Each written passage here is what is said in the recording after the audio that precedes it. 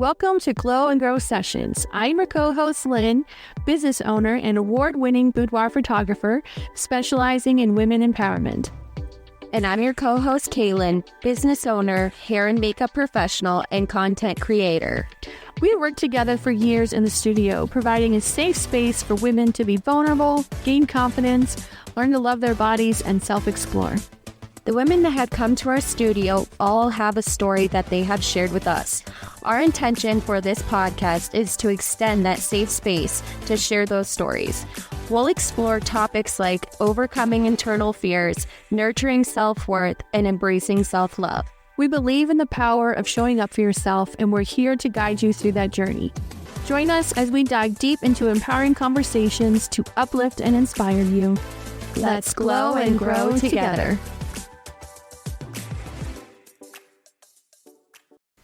Welcome back to part 2 of the very long episode with Jacqueline Robinson that we had to put into 2 parts. If you haven't already listened to part 1, go back one more episode, listen to that one so you can catch up with the conversation in this one, part 2. It starts off where we left, but there is so much goodness in this second half. I can't even begin to tell you what's there. There's just a lot. It's so deep. I love it. The conversation is amazing. I can't wait to get started, and I'm sorry that you had to wait to come to finish the rest of this, but here it is. I'm not going to hold you up any longer. Let's get right into part 2. You are energetically saying to them, you're so beautiful. And she gets to come here and see herself and feel, I'm so beautiful, right? I really am. I can believe it. I can be it. It's okay. Yeah. And it's an energy exchange.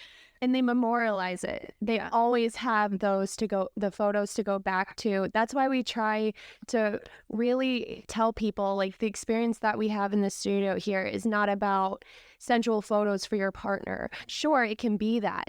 It can be that, right? But it's so much more than that. Like, I just had this talk with somebody at the baseball field the other day, because I end up talking about, that's another thing, we're talking about the baseball, and then I end up talking about this stuff with all the women at the baseball field. There's that feminine oozing of beauty and love.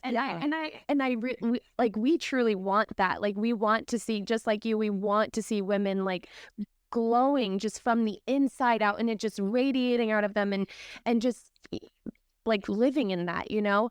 And so I tell them, I'm like, it's so much more than just having these sensual photos. It's about the experience itself. It's about the women that come in that say to us, I've been in a marriage for 15 years and he told me that my body was ruined from my babies and that I'll never be sexy.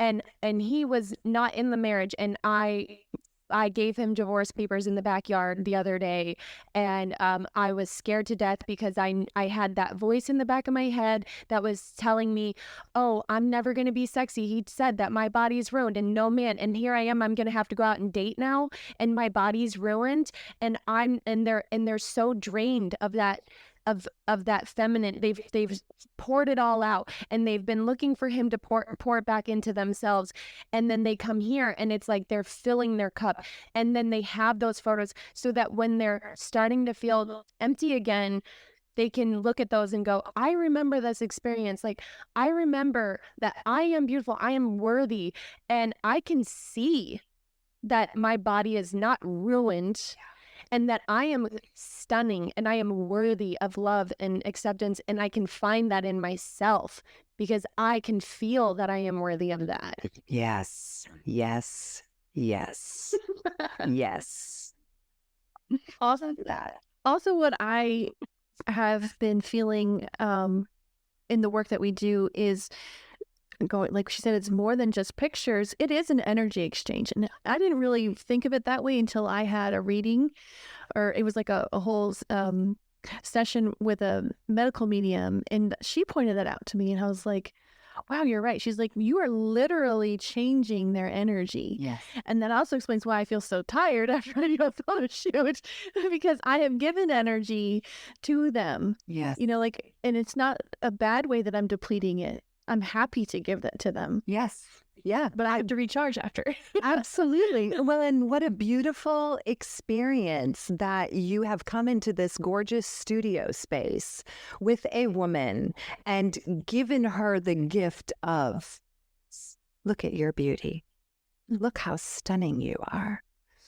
It's a beautiful experience that you have really laid on the table what you have to offer and gift her in that way. And you can walk away full and satiated and even exhausted and maybe binge a little Netflix and eat some chips and chocolate or something like that. That feels great. And to your point, Lynn and Jaqueline, I agree with both of you. And what I see is you are also seeding and anchoring a different experience of feminine power and beauty and expression and embodiment. And we need that. I love that you do this work. A thought that just came to mind when you said that is through our experience with boudoir, I feel like the more women, like every session that we've had, the more women that we talk to, the more that we help women pour into themselves. It's like, sure, like Lynn says that at the end, you're depleted. I feel the same way. But then when I'm recharged, I feel like I'm a little bit more recharged than the last time, because when I've given that woman permission to love herself, I'm a little bit more willing to accept that about myself. Yeah. Sorry, that was like really emotional to say. That's deep. And that's how you feel. And I said that earlier. That's why we do this, because it helps to heal us as well. Yes. You know, I wouldn't say that in the years Jaqueline and I have spent together, I would say the old version of me would think, oh, well, her problems or feeling issues with herself as a woman or her body are not as bad as mine because I'm plus size and we're not accepted, you know, like, and we talk a lot about this stuff too. But in growing, I know now that it's the same. We both know it's different, but it's the same. Yes. Yeah. The outer appearance, just like our nose or our eyes or our curves, how we arrive here is different. Every woman, full, thin, beautiful, thinking she's not beautiful, tall, short, large breasts, not large breasts, great booty, wish I had one, not a great booty. It's the same thing. Yeah. It's really the same thing, which is, can I love her? Mm-hmm. Can I love her? And to your point, Jaqueline, that's the magic. That's the feminine power. Because you showing up as woman gives her permission to be more woman, bounces back to you, expands your capacity to be more woman. So here you are, just by doing what you love, both of you, and by loving women, and by bringing their beauty out of them and onto something that's visible and tangible, you're expanding the capacity for women to love themselves within the greater feminine collective. Because what we do for ourselves, we're doing for all women. It's beautiful. It's very beautiful. So why won't you join us? You listening, join us on this for real. That's the invitation. This has been a great conversation, and we've gone really far away from your 4 pillars. I don't know if you remember those pillars. I do. I think we have 2 left. Do you want to go ahead and share those? Sure. Because we might just keep going on this one. There's so many like side roads we can take. That's the beauty of being women and being in our pleasure.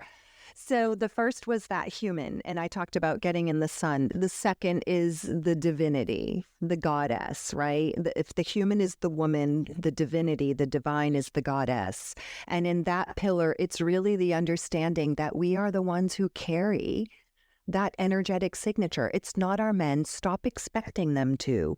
And when we stop expecting them to, we open our channel even more because we understand it belongs to us.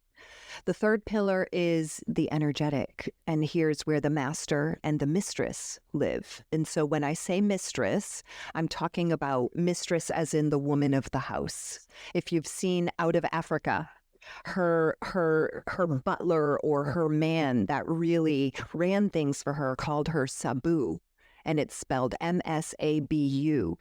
And I loved it, and I looked it up years ago, and it meant the mistress, the lady of the house. So in that energetic pillar, the energy is about honoring your true signature. My signature is all of what I've shared with you about my story. It's the woman I am today. It's the mama that I am. It's the mentor and the teacher that I am. It's my embodiment of sexuality and my willingness to talk about it openly. So in my energetic pillar, I have to really stand in that. And here's where expanding the capacity lives. Can you hold your own energy? Or do you always want somebody else to do it so you feel safe and good and you don't have to have any negotiations with your own power? Once these three become anchored and become embodied, and there's a relationship and a bond with those places in herself, it automatically spills over into the fourth. And the fourth is the creatrix. And she's in the realm of infinity, the cosmos. We talk about in the age of Aquarius, there's a lot of alien technology. It's beyond just this realm. And so that fourth pillar is the creatrix and the cosmos and the alien. And that's really bringing in her brilliance from the future. It's where the genius light turns on. It's where, if you think about a woman who walks in the room and everybody, like, their breath stops for a minute, and it's not just because she's beautiful. You know, a force just came into your space and you feel it almost like the whoosh. She's got those pillars in some form, and it spills over into this genius-like full expression of a woman who's all the way turned on. Mm-hmm. So that's not just, oh, I'm so turned on, I just want to have great sex. This is every cell of my body can hold pleasure, and I am so turned on being this woman. It's being alive. Okay, I have a question. When you come into your full woman power, through your experience, did you find that the sex changed for you, the pleasure changed for you, that you finally got what you were actually looking for? Yes. And how did that change, if you don't mind sharing? I don't mind sharing, and I actually am preparing to teach a masterclass on this. And it's going to be receiving his pleasure, which when you hear that, right, the first thing that happens in our body is, ooh, he's going to like turn me on. He's going to know how to touch me. I'm going to orgasm for hours and soak the sheets. It's going to be amazing. Right. But the first step to receiving his pleasure is, can you hold yours? Here's a great test. I'm going to give you another example. And for the listeners, again, if you can, close your eyes. So if you go down into, imagine you're going down into your body, and you're now starting to see there's cellular structure. And there are, I don't even know how many, I'm not science-based, but let's say hundreds of thousands of cells in your body. Now go to a time where you experienced, whether it's sexual, physical, emotional, energetic, you can just feel a saturation of just this pleasure and joy, and you're really in it, and it's all you can think of, and you're consumed by the intensity of pleasure in your body. Now that you're in that experience, I want you to focus your attention on one cell. Maybe it's at the end of your finger, remembering pleasure is pulsing and washing over you, and you're just full and ripe and effulgent with it. But one cell, when you focus in on that one cell, notice how much pleasure lives in one cell. And so as women, when you take that one cell, if it's at the end of your finger, now it's in your finger, it expands to your hand. up your arms over your wrists, your shoulders, your neck, down over your chest, the décolletage, over your breasts, down around your belly, over the curves at the side of your belly and your hips. And it starts to wash over your sex and down your thighs, all the way over your knees and the back of your knees where it's so sensual. And down your legs, you feel it on the soles of your feet, and even your toes wiggle with the sensation of this pleasure.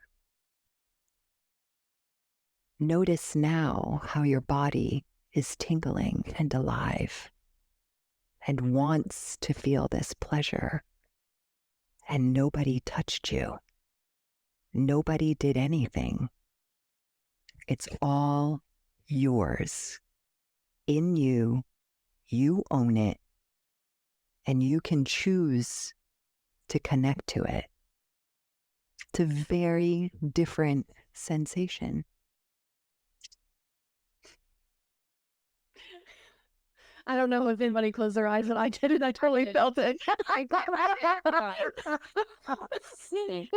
like magic, right? Yeah, and your voice is very like calm, and the tone is just right to really envision it. You know what I mean? Yes. Yeah. Yeah. That was fun. Yeah. And that's how. I think I'm flushed now. And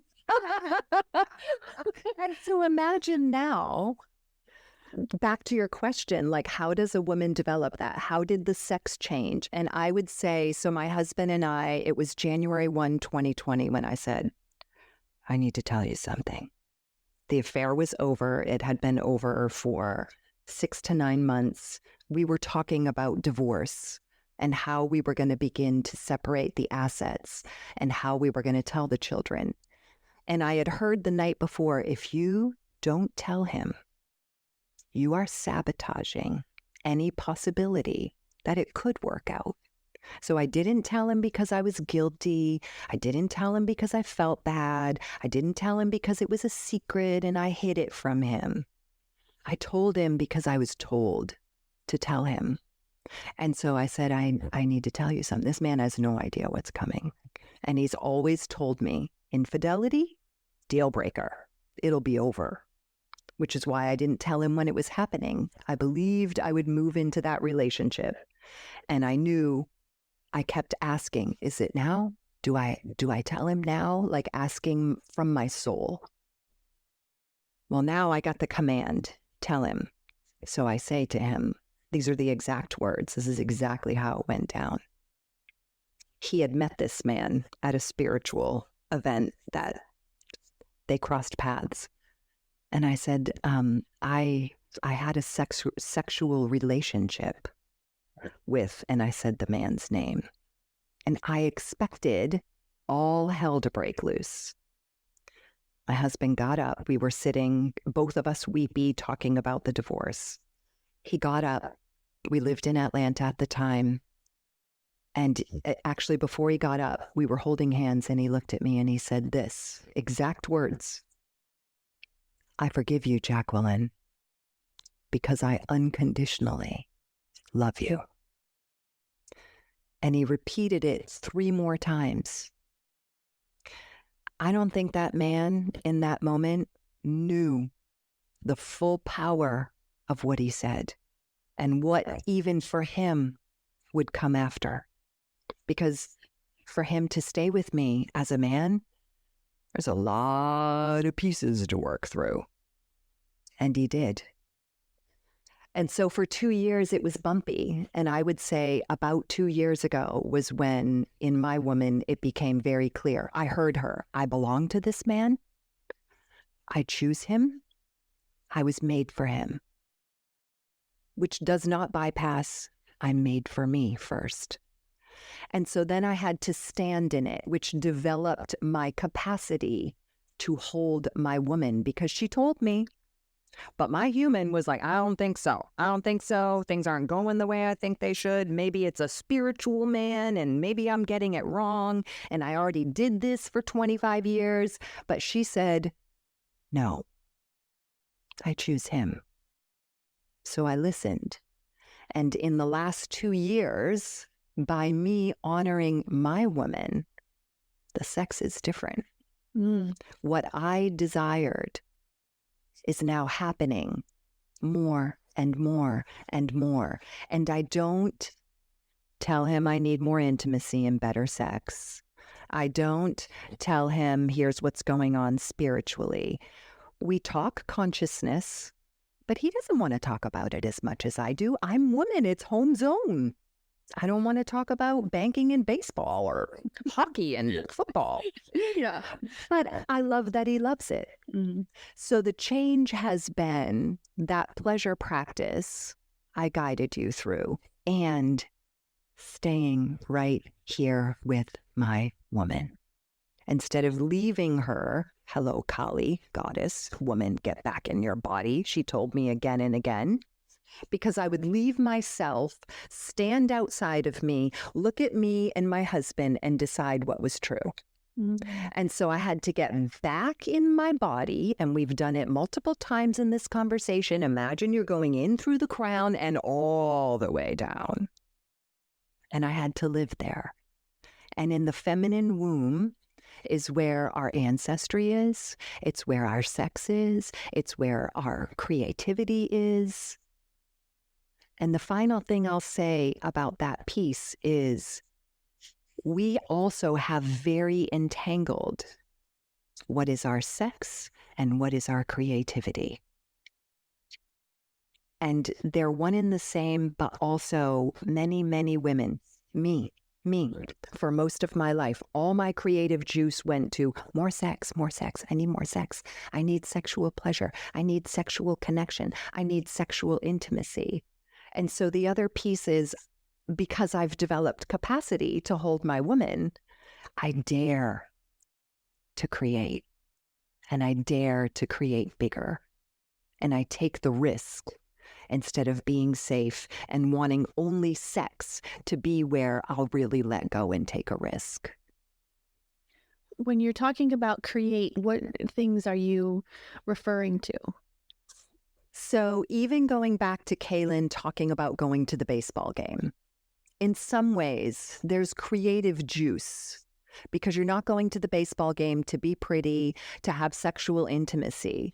But by going there and that deeply embodied woman showing up as she is, there's I'm really stretching it here beyond just create, make your crafts. There's a creativity and a creation energy that you being embodied in your woman, it's magnetizing. And it's also drenching. So if you imagine the drenching, right? We want that drenching orgasm. If you imagine the drenching of being your woman and you're so saturated that I often see her when she moves through the world, little droplets falling from her. And they're droplets of grace and beauty and love and fullness and permission. All of the things that we are as women. So that's a very stretch it like taffy answer about creativity, but it also comes down to, in my experience of my own self, a big part of my creativity is let yourself be seen, say the things, talk about it, teach about it, let it be known, which is why I talk about my experience, because I don't think I'm alone. I think many women feel many things I'm talking about today. And we need permission, and we need love for ourselves, and we're made for pleasure. All of that lends to using our creative juice instead of locking it in this little Pandora's box, waiting for the man who can open it and turn us on and liberate us from ourselves. So creating is not just like crafting, painting, drawing. You mean like creating an energy, a presence of yourself. Yeah, like you said, voicing. That's using creativity, speaking up. Yes. I love that. Yes. And as you were speaking, like I literally saw creating, like we create life, right? That's the greatest gift of women. Yeah. Put a little sperm in there, finds the egg, boom, we create a baby. I mean, that's more magic than a magician does on stage. So that kind of creative power, yes, it can be woven into the crafts and the boudoir photography and the speaking and the teaching, but it's much bigger than that. That's where that cosmic pillar really amplifies, because we're in our own zone. And so the creativity turns on high, along with the pleasure and the arousal of energy and sexuality and joy and beauty and connection, intimacy. We're intimate. We want to be. So it starts within ourselves, with ourselves, and grows. I love that. Yeah. I totally feel that. It makes me think of like when you put on a nice outfit and you're like, oh, I feel good. And then you're walking with this new like your shoulders are back, your chest is up, and you're like, I feel good in this outfit. And that is what you're creating, that energy and putting it out, and that's what other people see. And then you're like, oh, everybody's looking at me. They must like my outfit, or they must think I'm pretty. That's basically what you're saying, is the creating the energy too. Like that's just a simple example. Yes. Yes, absolutely. And in that simple example, when everybody sees I'm so beautiful, our instinct is, for most women, then they shrink back. So let's expand our capacity to hold our beauty, that even though it feels very vulnerable and exposed, we can still hold. People are looking at me, and they can see me. And that's very different than, oh, they think I'm beautiful, right? Because we have those thoughts. But when you feel it this way, it's very exposing. It's very raw and intimate and tender. So when we expand our capacity, I call that tension, that vulnerable feeling of all eyes are on me. But when we expand our capacity, it's okay. We can hold ourselves even in the tension, because actually as women, we like tension. It's a turn on. Mm-hmm. I'm so glad that we're talking about this after our last episode. I really hope that people that are here have listened to the last episode. I feel like this is perfectly going from our last conversation into this one. As you're saying this, something came to mind, and I'm going to try to keep this, bear with me. Y'all know me. I have ADHD. You know how it goes, but I'm going to try to say this as concisely as possible. My life, I have felt I was talking to my husband about this. I was saying, like, from a young age, I could see men like looking at me, and I would have people tell me like, oh, you're so, like, I moved and I would be the new girl at school, and they'd tell me, you're pretty, like, and they would like put that on me, and that femininity, like they would like put that on me, but inside I was so empty of it. And I never felt like I could like fulfill that. And now as I'm like pouring into myself and coming into that like, as you're saying it, like I'm imagining like I'm this shell that everybody is saying like you're pretty, and it's like a facade to me, because inside I'm empty of that feminine energy. I'm empty of it. So I have none to like push out. And so I'm feeling like I'm like grasping at straws, like, where do I find this? Because everybody's telling me this, but I don't feel it. You know what I'm saying? And as I have come into this more, I see some women, like as you're saying, some will kind of push you away and look at it as competition. And our last episode was about like not projecting your insecurities onto other women. And so that's coming to mind is like when you are lacking that fullness inside of you and you see a woman that is like oozing out this like feminine energy, I see women that pull away from me, but I also see women who are that are ready and they have a taste of it. And I go to the baseball field and when you're saying like when you were saying like going to the baseball field and it spread in like droplets, I literally, yesterday I went to the All-Star game. I had 2 women come up to me and ask me about the podcast, ask me to text them and asked me about it. I constantly get questions because I know that women are looking at me and seeing that, and now I'm able to give it to like it fulfills me, and now I'm like, oh, I get it. Like now I'm able to help other women where before, it always felt so fake. But now I'm like, this conversation is really helping me understand myself and my issues with myself and like this, who am I and where am I? And people are telling me one thing, but I don't feel this. And I don't know, it's just making a lot of sense to me. And I hope that what I just said makes sense. It does. It's like you're talking about the difference between, if you think about like, remember the whole thing about cooking spaghetti and you would test to see if it's done by throwing it at the wall. It senses to me that in your earlier parts of your life and woman, when people would say it, it was like that. Let's throw spaghetti. You're so pretty. You're so pretty. You're so pretty. And eventually that falls off the wall. But now you're talking about from within, and the feminine in her natural state is magnetic, right? So it doesn't have to stick to the wall. There's a magnetism. Remember on Peanuts when they would show Charlie Brown and Lucy and the friends, there was Pigpen, and Pigpen would walk around and the cartoonist drew like a cloud of filth with him. It's sort of like if we turn that into beauty, that's what feminine magnetism does, so that when you're moving in the world, the women, and there will be a number of ways, right? Because we're multifaceted. So for some women, it's the mama. For some women, it's the wife. For some women, it's the podcaster. For some women, it's the femme. For some women, it's the creatrix, the goddess. Like they're going to feel different signatures that are true to you.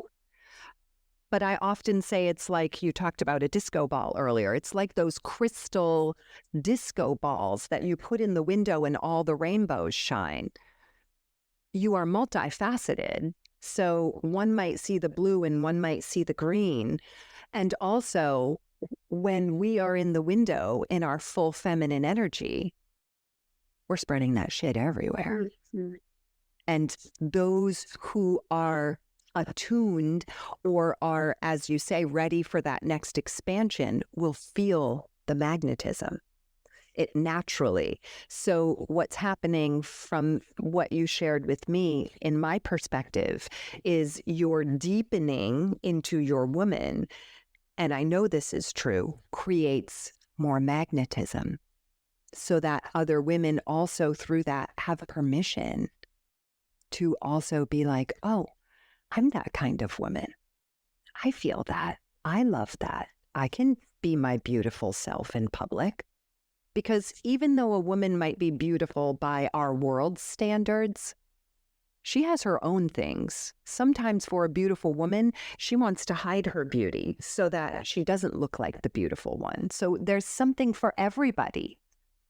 So for me personally, when I first met Kaylin, obviously externally I thought, oh, she's beautiful.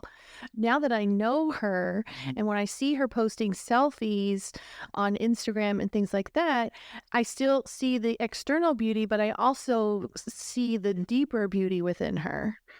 And that may be what everybody else sees. Maybe not everyone, but some people see that.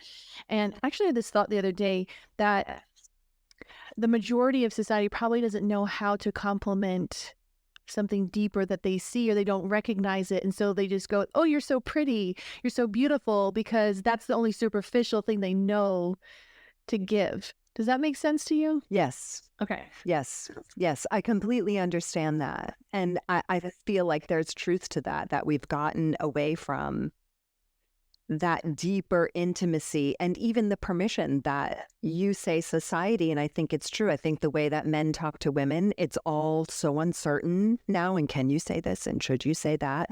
And there are some ways that by society's taboos, men shouldn't talk to women, but really it's positive for them to speak to women that way. So it's all upside down. I feel like it's also true for women with women.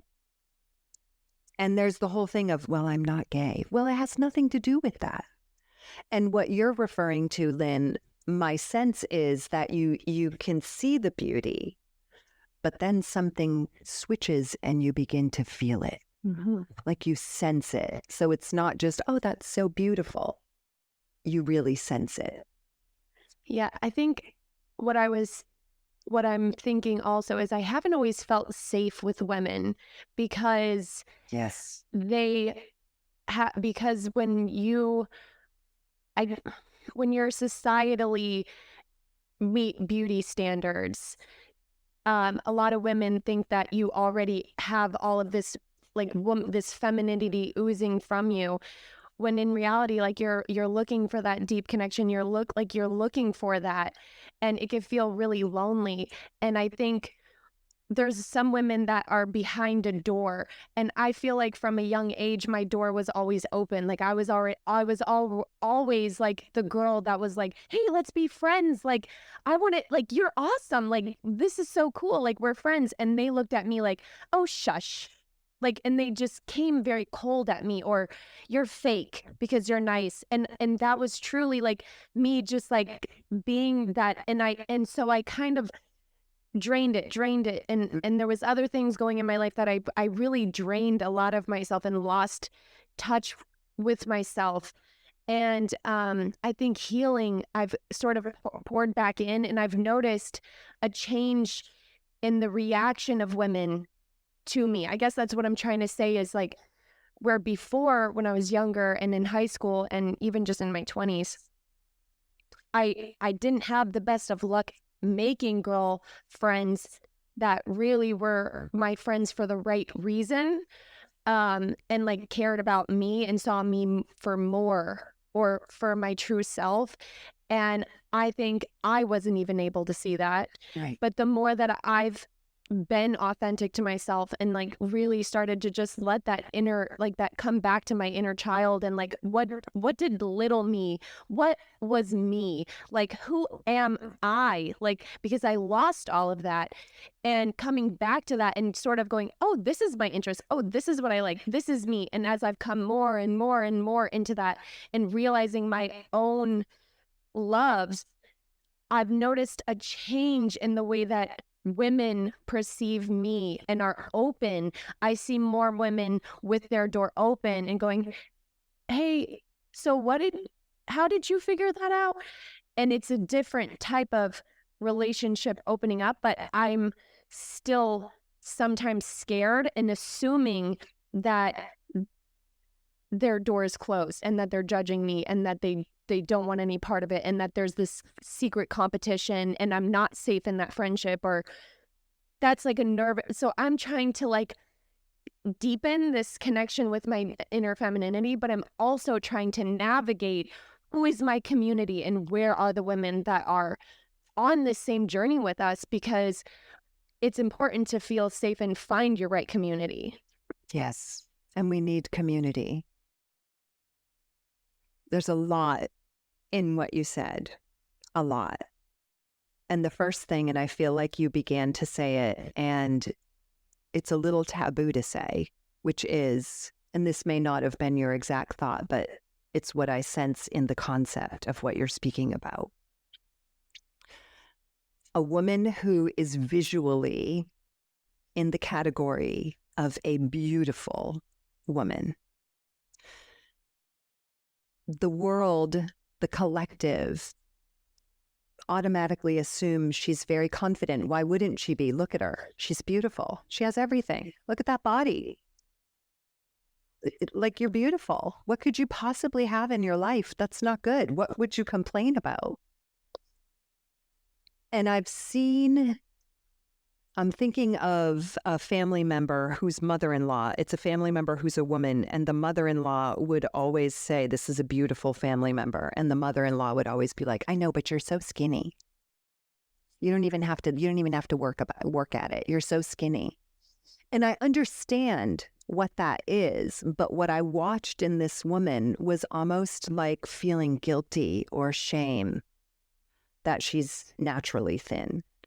And I feel that applies to a woman who's naturally the world's perspective of beautiful, that she begins to feel some level of shame, and shame that she would even dare believe she's beautiful, that she should not even act like or embody or let herself think, because then you're full of yourself and you're very egotistical and stuck up. So I feel you. Bingo. Bingo. And what I hear you saying is, I'm choosing not to live and define myself through that lens. And there's tenderness in me about it. And so when that tenderness comes, imagine that your woman can come and sit next to you and just put her arm around you and say, yeah, baby, you're beautiful. Just like my daughter said, I'm beautiful, right, Mom? I'll tell you what, that woman knows she's beautiful. And the pure feminine innocence of her heart was really saying, it's okay for me to feel I'm so damn beautiful, right, Mom? And my mama heart said, absolutely, because you're stunning. Hell yeah, baby girl. That's right. Hell yeah, baby girl. So whether it's her beauty, and before I go to that, I also, what I feel as you spoke, I felt like your heart opened for you as a very beautiful woman, for the tenderness that clearly was imprinted on you around that, and that you're now clearing, that your heart opened to you instead of, to be safe, I'm going to have to buckle it all up, pull it together. Don't act like I think I'm that beautiful. Don't wear that thing, because if I wear that thing out, everybody's going to look at me. And then everybody's going to think that I think I'm something and that I'm putting on airs.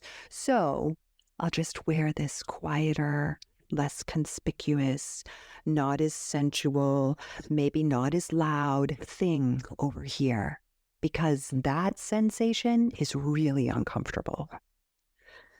But as we evolve and mature, and I don't mean like grow up mature, I mean ripen mature into the seasons and cycles of our woman, and we can hold her, we can then also hold that tension, that exposed, because when we expose our beauty, we're also exposing ourselves to the people that have something to say about it. But we don't have to expose ourselves in such a way that we give them our power, right? There's a difference. When a woman can hold herself in her beauty and then she's exposed to other people's feelings about it, it doesn't penetrate as deeply because she's full of herself. If she's empty, going back to that Swiss cheese, anything can poke holes in it because she has no stamina of woman within. I understand perfectly what you're talking about. I can feel that because you said some things that I haven't even been able to put into words myself. Thus the tears. You guys couldn't hear that because I'm probably going to edit out my sniffles. But there was a lot of tears happening over here. Which is a testament to your beauty and your feminine heart and your purity and the innocence. There's a difference in the feminine between innocence and, when we're young teenage girls, naivete. And so another element of what you're talking about as you ripen and season and mature into more full-bodied woman is discernment. And the discernment that can say, that's not mine. This that it might have stirred in me, mine. I'll be with her. But that feeling, that belief, that projection, not mine. And so she then has the discernment to be herself, to hold herself, to filter out, and to invite in. It also sounds like that Jaqueline needs to let go of the past, right? Like the young girls, that because it's a completely different timeline, completely different person altogether. Everybody's trying to figure themselves out as teenage girls, and teenage girls are mean. So to not reflect on what if this happens now that I'm a woman, because they're different, and you're finding women who are like, hi, I see you, like, can I have some of that too? Yes. You know? Yes. And you're not going to find that in teenage girls because it's just completely different person. It is. And we all have those imprints. It's not for every woman. It's not about the beautiful girl or the hard or the tomboy, but we all have those. Pillar one, we're in a human world. As soon as we enter this world, there's density and there's humanity, imperfection. So we all have those. The tears, like, here's the beauty of the Aquarian age is, yes, heal it and let it go. And you just did. You don't have to process it. You don't have to go have a session. You don't have to have a clearing. Like, you just did it. Oh, I feel it. I do. It's that simple. I felt it. Yeah. It's beautiful. And you're not that teenage girl. Lynn is absolutely right. That's the beauty of our ripening and moving through these cycles and seasons of being woman. I'm still mother, but there's no babies in my house. There's no kids in my house. So I'm not in that full-time stage of mother. I love that you use the word seasons, because seasons change, and last spring is not the same as this spring, and next spring will not be the same as this spring. Some people like to say, like, the chapter in your life. I like seasons better. Yeah. I like that word. It describes it better, that the same flowers aren't going to bloom as they did last year. That's right. And so the season of teenage years is not the same as season of womanhood. Your 20s and 30s, so different. I don't know if anybody's in their 30s, but looking back at your 20s, you're like, dang, I didn't know shit back then. I've grown so much now. That's me. It is different. And it's different whether we have children, whether we have husbands, whether we have businesses. It's innate to being a woman. We're like Mother Earth. I mean, she seasons and cycles and has storms and sunny days. And it's okay to be that. Mm-hmm. We get to be that. And that's the beauty. And we won't go deep into this today, but that's also the beauty of these seasons and cycles. It gives us permission to love aging, Mm-hmm. because the magic doesn't go away. I'm 52. The magic's not gone. It's bigger, actually, and I have more access to it. I'm glad you brought that up. Society often makes us feel like you shouldn't have wrinkles, you shouldn't have gray hair. And you're over here rocking some beautiful white and gray hair, and I love it. And that's what I would aspire to be comfortable with that. And I know lots of women struggle with holding on to that youth. What kind of advice do you have for that, for like letting go of that youth and embracing the season? Yeah. A mature, ripened woman is sexy as fuck. That's the advice I have. I agree. And on a much more like simple physical note, I was a brunette. Like, I was a really dark brunette, probably similar to yours, Lynn. And I used to do some of the more wine color. Mm-hmm. And it got to be, I was doing my own roots. And it got to be that 3 weeks out, there was a silver line. And I got really tired of it. And so I went to my hairdresser and said, I'm going to grow it out. I had a fabulous hairdresser. My point being, I think my hair looks more amazing than when I was a brunette. Like I look at that now and feel, who is that? I had no idea. My husband said, really? In the growing your gray hair out? I think you're gonna look old. I'm like, sorry, I'm gonna try it. And I'm thrilled. I'm thrilled. This is a perfect example of taking the risk to let the age show, in quotation marks, right? Because I don't think I look older. I think I look better than ever. I love my gray, silver, whatever it is, beautiful hair. I couldn't have had it colored when I was younger and it looked this amazing. So there's something in the aging and the seasoning and the ripening that is stunning when a woman is present in herself. It doesn't matter what you look like. Because there are places I can go in the world and look like this, and I'm not talking about like Florida where everybody's 80. But there are places where I can go around people that are younger in my age and I can walk in the room and it doesn't matter that I have wrinkles and that I nursed my babies and my belly has stretch marks and it's down my thighs and my hair's gray. It doesn't matter.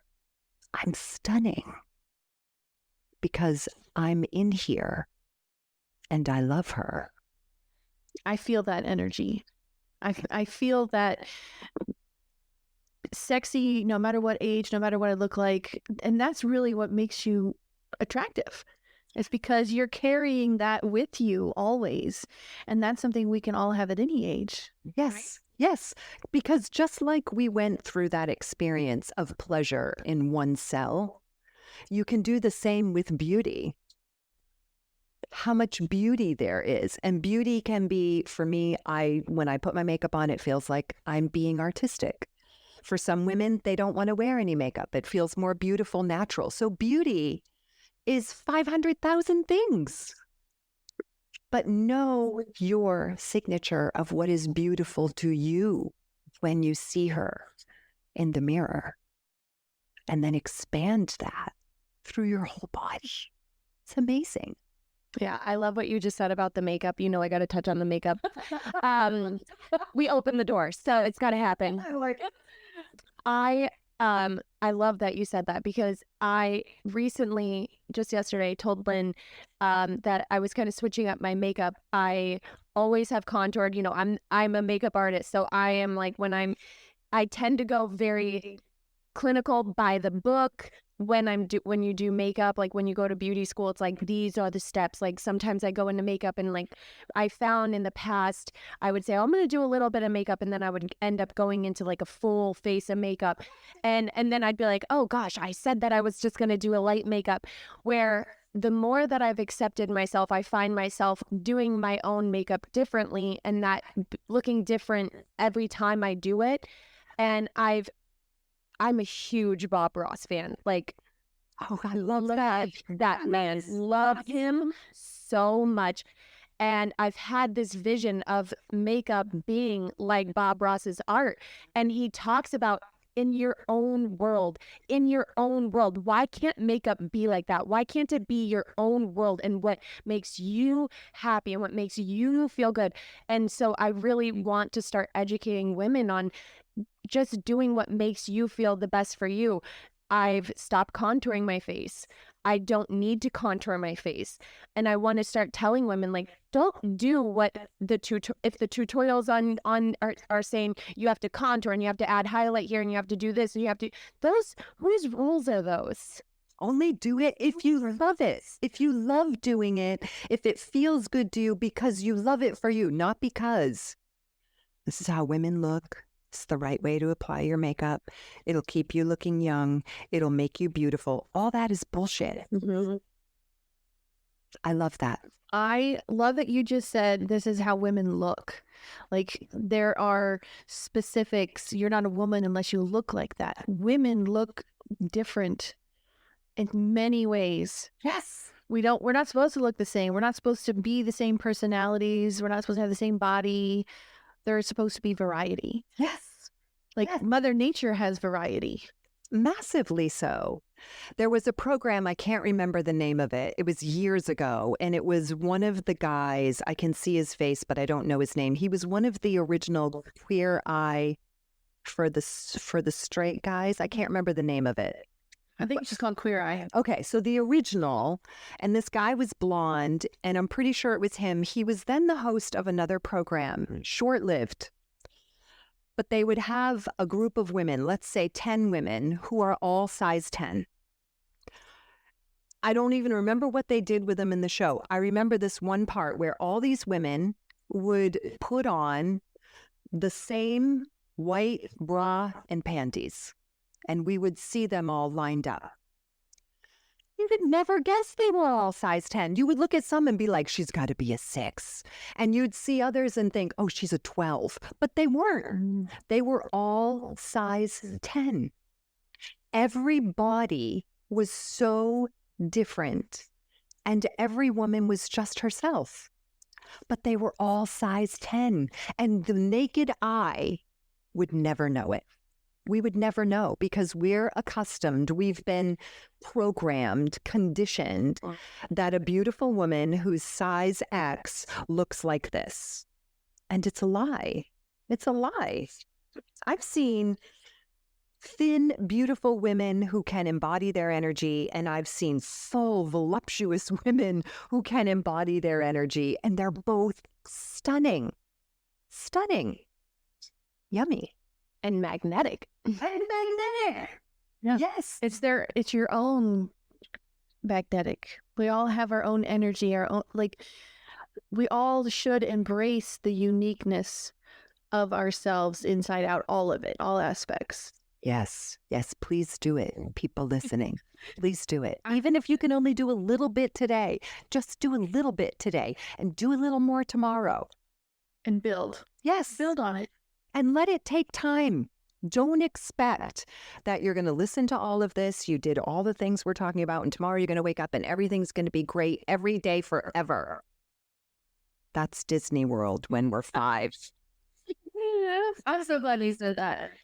That's another thing we often, especially myself, like, I want it now. I want to get it done. Like, I need it now. I want to hurry it up. And you have to enjoy the process. Yes. Through it too. That's where you're learning. You know, you could quickly read a book in 5 minutes, but do you remember what the book said? Did you really get anything out of reading it that quickly? Full circle back to the man can fill you up with all of his attraction and desire, but in 5 minutes when he leaves the room, how are you going to feel? Yeah. Are you going to feel that if he doesn't come back for 3 weeks? What happens to you? Are you going to wither away because your attraction and desire is across the country? No, don't do that. Yeah. Yeah. And another thing I think of is like, also like, I always go back to the fitness too. Like my fitness journey started out to help me with my anxiety and my appetite and things like that. And in the past, I've talked about how my intention was on my physique, like to pour into my physique. And as my intention changed and I started showing up daily, telling myself like when I started to work out, I would say, I'm doing this today so that later on my stomach is growling. That was the start. And then I would have that stomach growling.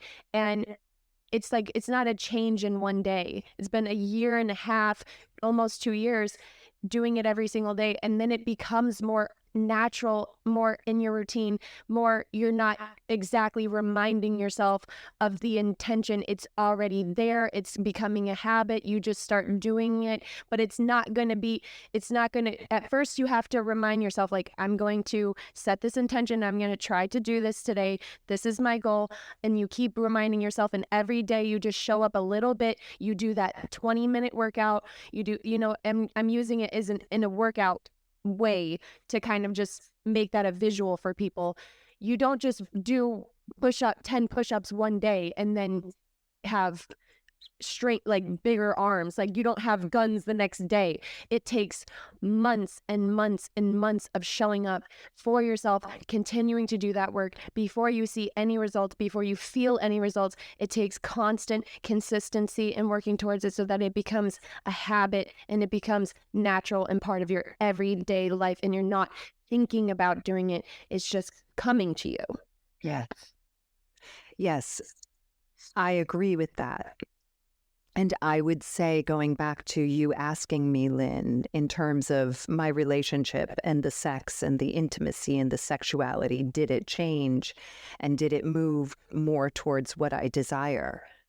The same was true for me. That commitment to, I choose this man, which had to be partnered with, I will be this woman, had to be in place. And I teach this as devotion to the discipline, a disciplined devotion. In your case, Kaylin, the devotion is whatever is driving you to become more in a state of fitness with your body. That's the devotion. In the feminine, that's a true internal desire. When it's a real desire, not just a desire of, oh, I'd like a great body kind of thing, but a real desire of, this is a change I want. And the feminine heart is made for devotion. And that's not just for our man. Mm-hmm. It's for our life. It's for our choices. So when the devotion is present, I hated that word discipline a lot, most of my life. Discipline, structure, goal setting, all of that. Well, I'm a businesswoman, so guess what? I better get it in line. And so I began to understand that my discipline toward my devotion, what I love my business. I love working with women. I love teaching. I love mentoring. I love speaking. I love writing. And I love all these things we're talking about. So if I'm going to develop and grow my business, and that's where I want it to go, there's going to have to be some discipline. And that's what you're speaking to. And that also anchors us into our own feminine signature and expands our capacity and our ability to hold the structure. Thank you so much, Jacqueline. I have loved this conversation. Yeah, I'm so glad. It has been amazing. Before we wrap it up, well, I guess we kind of wrapped it up, but you have an event coming up. Let's end with that. Great. Tell us about this event that's coming in the fall, right? Yes, it's coming in the fall. And with everything I've spoken about, it's been conceived, and we're now building the structure and the capacity to hold what our vision is. So Tapestry Feminine Collective came into my reality last year through a vision that I had that was like, not like a mystical vision where I was in another realm, but like sitting in the sun in the morning, because, right, the sun has those codes that we need that activate our mitochondria and fascia and DNA and all the things. So I was sitting in the sun at my home. It was about a year ago. And it was like a clear, there's this piece, this, and this. And I started creating. And Tapestry Feminine Collective is, for me, very much like a ministry. It's different than just my business mentoring in the intimate feminine. It came into form, we've talked about with the makeup, we spoke about the artistry, with the photography, with just feminine creativity. So artistry was a piece of it. Artistry being your magic, your creativity, your expression, the way you are in the world as women, whether that is you make things, you take photographs, you put on makeup, whatever it is. Artistry is a piece. Feminine leadership is a piece, which, Kaylin, when you spoke about what happens at the ball field, when you're really embodied in your woman, that's an aspect of feminine leadership, the ones who go first and choose, I will hold this. I will hold it because it's my own soul calling, but I also understand I'm holding it on behalf of women in the planet. So there's that piece as well. There's a mystical piece, like these are mystical medicine women, witchy, woo-woo, mermaid, whatever, shaman, whatever the words are. And last year, the vision was for 11/11, we would have a virtual event, which we did. And we did it over a full weekend. There were 18 women I invited to speak, to present, to share their brilliance, their artistry. And it was lovely. And women said, we would like to be in the same room together. So this year for the 11/11 weekend, and I am thrilled to say it will be here in Vero Beach. We've newly landed that as our venue, or having our venue here. And we will have space for just 100 women, and it will be a golden gala weekend, which will include a full day of, I don't know what yet, but I know it's going to be amazing.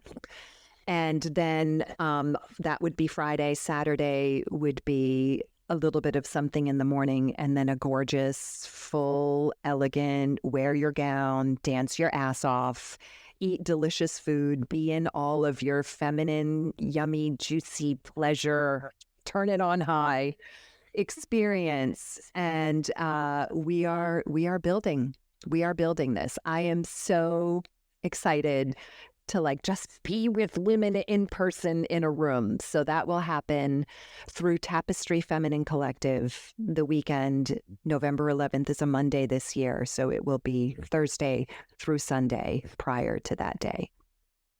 I'm delighted. That sounds amazing. I'm definitely going to sign up for that. I love everything you said. Yeah, I would love to go to that too. The only thing is that my husband's birthday is the 11th, so I'm just gotta clear with him that we're gonna have to celebrate his birthday a little later, which I'm sure he wouldn't mind, because my husband, beautiful thing, he, they need us to come into our femininity too. And he is the type of man that supports me in anything I need to do to come into that. So I'm sure he would be open to it. But that sounds lovely. And I'm like, I want to get my mom to go. I'm like, I'm going to ask all of my women in my family. Yes. That would be an amazing event. And I hope that if you're listening and you're local, you can find Jacqueline. Let's find out how we can search her on the internet here. Yes. So for the event I just spoke about, it's Tapestry, all just like it sounds, tapestryfemininecollective.com. For my personal work, I am most active on Facebook under Jacqueline L. Robinson. My website is theintimatefeminine.com. Awesome. Thank you so much, Jacqueline, for today. We've been recording for over 2 hours, I think. This is going to be a good episode, though. So I'm like, okay, we're going to have to put this in 2 parts. Okay. And definitely going to have you back. There's so much to talk about. I love it. This was far beyond my expectations of how today would go. And I feel like it was a little bit of a session for me, a little bit of a session for Jaqueline. Personally, it really helped. And I hope that other ladies that are listening, you can relate to the stuff that she said and you feel what she's saying. And if you want to know more or want to work with her, please reach out. You're not going to regret it. It's going to be amazing. I'm going to go ahead and tell you where you can find me at Lynn D Photo on Instagram. I also have Facebook, Lynn D Photography, and then my website, lindyphotography.com. And then we have Jaqueline. And you can find me on Instagram at Green Goddess Kay, and I'm also on Facebook, Kaylin Marie Buskey. All right, that's a wrap. This was amazing. Thank you again so much for coming today. Is there anything you want to say before we sign off? Just be the full-bodied woman that you are. To every woman listening, do it. It's worth the risk. Choose her. Say yes. And thank you, Lynn and Jaqueline. A total pleasure for me. And I'm honored. Thank you.